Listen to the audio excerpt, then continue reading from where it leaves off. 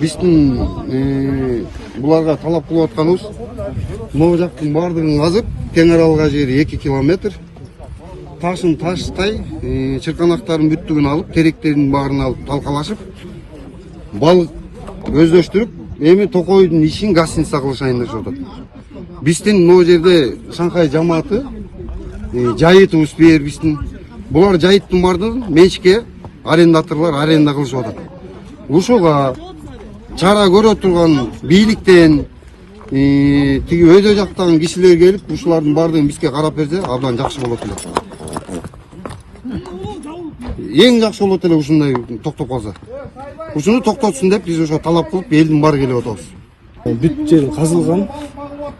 Жакшы жер көрбөй койдук, баары арттан баары өртөштү. Элди ошого чогулуп атабыз. Талабыңыздар? Талабыңыздар бул балыкты баардан жокко чыгарсын кайра.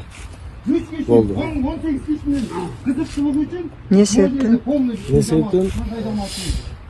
Анткени Токойбузду өртөшүп атат. Бир аз жерди алып туруп эле артын чоюшуп эле өртөп эле кирип барышат нары көздөй эле. Таластын суусуна чоң дарыяга 50-60 метр, 70 метр ушундай эле калды өзүчү. Таластын суусуна уже бак бетке алып келишип атат. Бүгүнкү Талас шаарынын күнбатыш тарабында балык чарба боюнча болгон окуя боюнча айтып кетсем, аталган территория мен билишим боюнча Нуржанов эл өкмөтүнө жана Талас Токой чарбасына караштуу жер тилкеси болуп эсептелет. Ал эми Талас шаарына жана именно Талас бизге бул балык чарба боюнча официалдуу кайрылуулар болгон эмес. Биздин территорияда андай чарбалар бүгүнкү күндө жок. Чогулдук. Бул жайыт жөнүндө.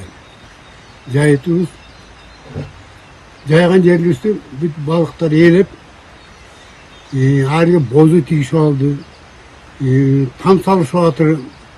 Бияка курорт кылып жатыр. Каяка эмелер бозу сөзү тигип.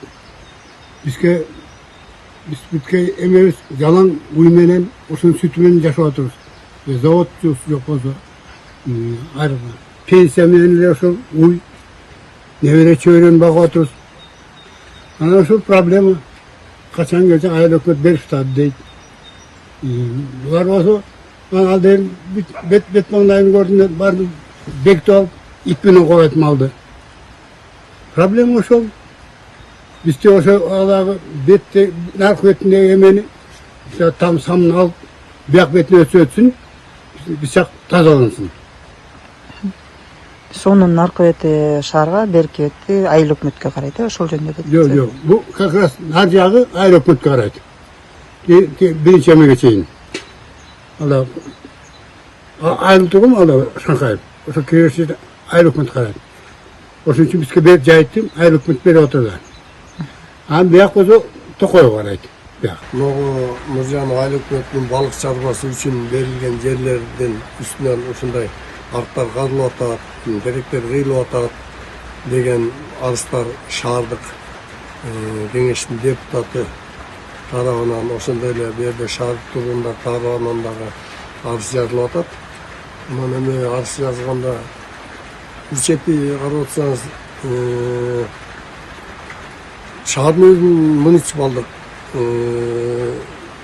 шаар өзү муниципалдык, ал эми айыл өкмөт да муниципалдык. Шаардын өзүнүн муниципалдык өзлөрүнө тийиштүү жерлер бар. Айыл өкмөттөрдүн да муниципалдык өзлөрүнө тийиштүү жерлер бар. Анан эми муну балык чарбасына берилген жерлер Нуржанов айыл өкмөтүнүн муниципалдык жери болгондуктан ошол ишкердик кылабыз, балык чарбасын өстүрөбүз деген ишкерлердин арызынын негизинде айылдык кеңештин депутаттарынын чечими менен ошол ишкерлик кылабыз деген адамдарга ижарага жерлер берилген.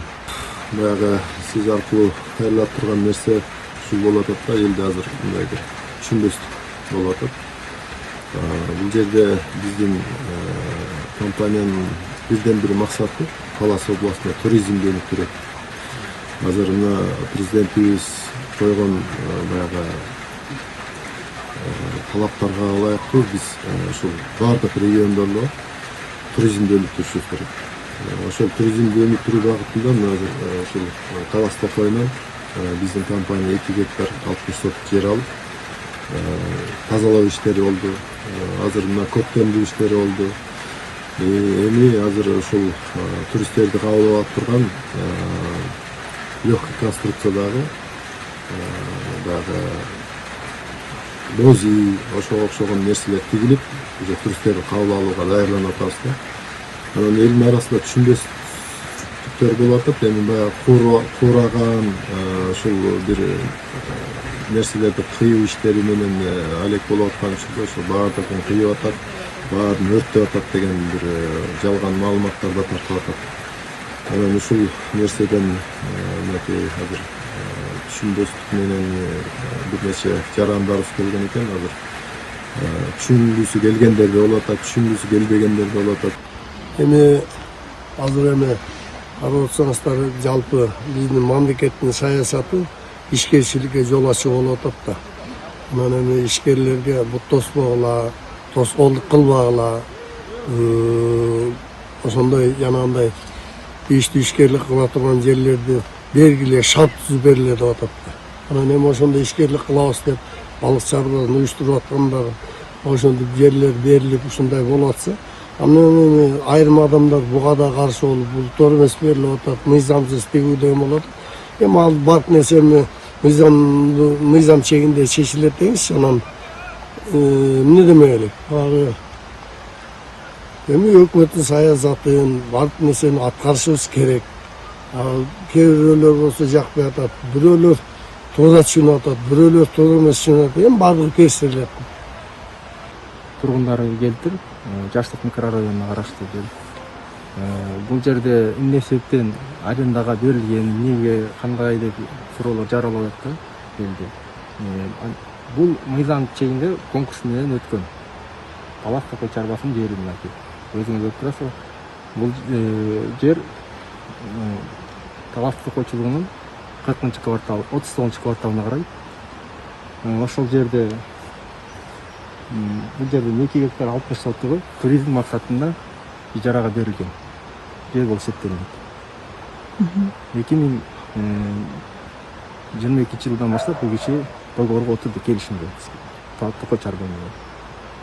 Ошол себептен бул жерди торобосун, элдин талабы, жерден биз мал айдап өтчүлүк бир-эки муйлары бар, ошол жерлерде ошону жолду жаап чыгып деген талап коюшат. Бирок биз жер ижарага берилгенден кийин ал жерде мынакей өзүңөр көрүп турасыздар, жашылдандыруу иштерин жүргүзүп, декоративный көчөттөр отурушкан. Бул жерден уже мал айдап өткөнгө да болбойт да. Себептен эртең ошол жерлерге мал көчөттөрдүн баарын жеп салат. Өрттөнгөн жер боюнча да. Так, ал эми өрттөнгөн жер боюнча. Өрттөнгөн жер былтыр июнь айында бу жерде өрт чыгып, өрттөнгөн жер биздин негизи айыл өкмөттүн Токой айларынан башталган, чычканан өскөн жерлер. Бүгүн бизде Нуржанов аймагынын менен Талас шаарынын чектештеринде ак калпак деген участок бар. Ошол жерде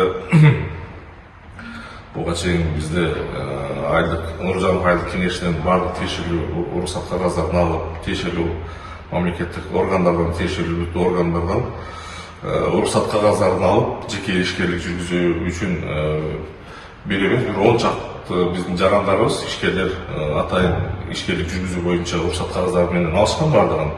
Ошонун ичинен бүгүнкү күндө 1-2 ишкерибиз жумуш алып барат балык өстүрүү боюнча.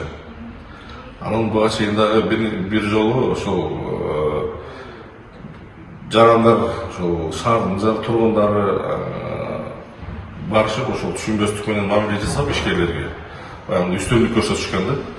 Сиз туура эмес мыйзамсыз иштеп атасыңар, биздин территорияны тосуп алдыңар, андай мындай деп өздөрү бир далилденбеген бир эмелерин жасап